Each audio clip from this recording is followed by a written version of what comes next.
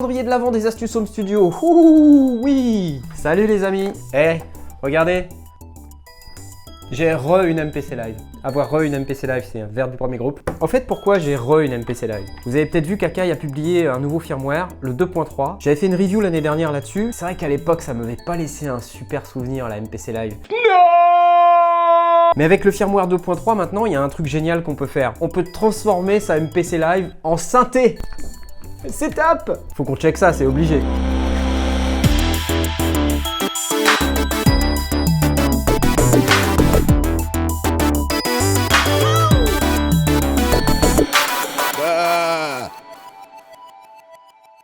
Donc j'ai déjà eu cette MPC Live de Akai et en fait le truc c'est qu'avec le nouveau firmware 2.3 il y a des nouveaux types de pistes. Vous voyez, si je me mets ici, je peux aller choisir un plugin et puis là si je vais dans le menu, que je fais Programme Edit, il me dit lot de plugins. Et là quand je vais là-dessus, MPC Expansion, et là vous voyez Bassline, électrique et Tube Synth. C'est 3 plugins, un de basse, un de piano et un de synthé. C'est trop génial. Donc là il suffit de faire Select. Et là, on va se retrouver sur cette page où vous avez cette machine à basse. Alors, on peut jouer comme ça en utilisant le pad Perform. Honnêtement, c'est pas le truc le plus pratique du monde. En fait, moi, ce que j'aimerais faire, c'est utiliser plutôt mon petit Arturia Keystep. Bah ouais. En fait, ce qu'il faudrait quand même, c'est que j'ai un câble MIDI. Je crois que j'ai ce qu'il faut. C'est bien jaune, non? Ça me paraît pas mal. Ouais. Ce qui est intéressant dans tout ça, c'est qu'on va pouvoir utiliser ce magnifique câble MIDI jaune pour pouvoir déclencher.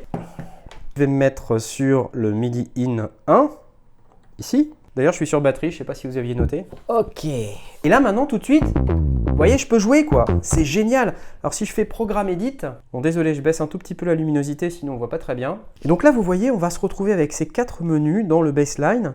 Et bien, ça correspond à un synthétiseur, en réalité, hein, quand vous regardez.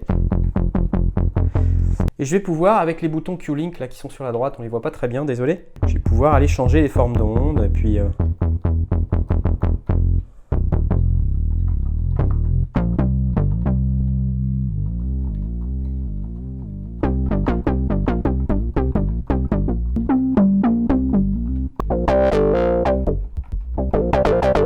C'est cool! Bref, j'ai toutes les caractéristiques d'un synthé et je peux paramétrer mon son de cette manière-là. C'est facile, je peux faire une compo entière en mode standalone. C'est ça qui est quand même assez délirant, c'est que là, je ne suis connecté à aucun ordinateur et donc je vais pouvoir fabriquer comme ça une compo avec des instruments qui sont hébergés dans la MPC Live. Il y a d'autres instruments qu'on peut utiliser, hein. Vous voyez, par exemple, il y a électrique. Génial. Et je peux jouer du piano électrique avec la MPC Live. Ensuite, j'ai aussi ce qu'ils appellent un tube synth.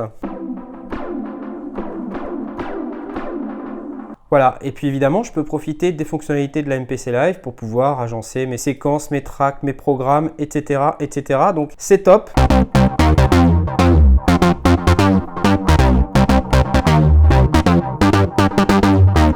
En plus, ça répond à l'aftertouch, à la modulation, au pitch bend.